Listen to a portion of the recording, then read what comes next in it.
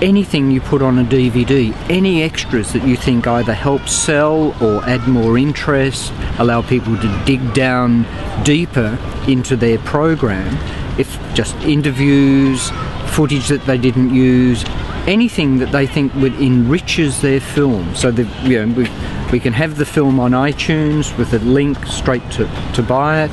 The beauty of a guide is that really it's great for education, but if you look at it from the filmmaker's point of view, it's actually a marketing document for their film, and it's encouraging schools, if they think we can link it to the study guide's linked to the curriculum, we can link their film to the curriculum, the schools will buy it, because the study guide without the film, schools can't use the study guide unless they have the film. So it will actually help, you know, drive sales. And now, you know, because iTunes it's worldwide, any school downloads the study guide for free, can link or go back to Enhanced TV if they're in Australia, buy the film from Enhanced TV, and you know, that money then goes back to the filmmaker. For filmmakers that I would like to have their programs being brought into the classroom, I would certainly suggest or say that the biggest feature would be that there's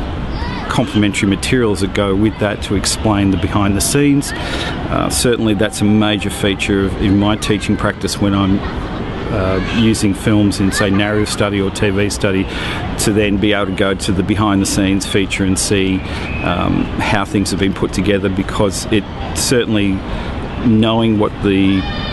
creative team was thinking about, how they went about what they were doing, can have a large impact on explaining the context to the students about a project.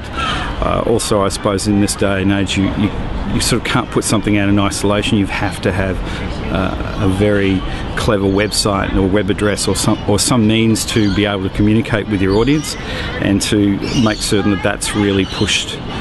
or kept up to date, I guess. I think we all see these whiz-bang websites that are put out, and within a very short period of time, they're not managed very well, and you know, the information's quite old and irrelevant, or you know, servers crash and whatever. So I think that's always a challenge for, you know, the producers of any material, certainly if it's small independent groups that, you know, may not have a lot of money to throw around, but there's certainly web servers out there that will provide that kind of base to allow them to do that, and I think that would be ideal. It would be study guides, and it would be online catalogues. I know it's moving quickly and there's a lot of it out there, but as a teacher who's focused on teaching hands-on in the classroom, it makes it a bit hard to really dig into a lot of that sort of work. I use a lot of films, and I love using film. If I can, I use it because it engages. Students are engaged with it, they love it. We talk a lot about perspective, so perhaps perspectives of filmmakers, when you know that the kids really love to see what the filmmaker has to say about their film and who they are and where their perspective is coming from, and I think that's really helpful if they're really interested in being filmmakers themselves. So if you had more of that sort of production as an extra piece to a text, that would be really, really helpful. So some of the ways that I guess I could improve my teaching of TV in the classroom would be there's special DVD features on a lot of programs are very, very useful, because that gives the students the background to what they're watching and gives them a wider context and understanding of how the producers actually made the show. So they're often really useful. So yes, I would say that I definitely would probably choose one program over another based on other materials that are available on the DVD. And I guess study guides would also be useful, but I mean, I will say that I tend to pick things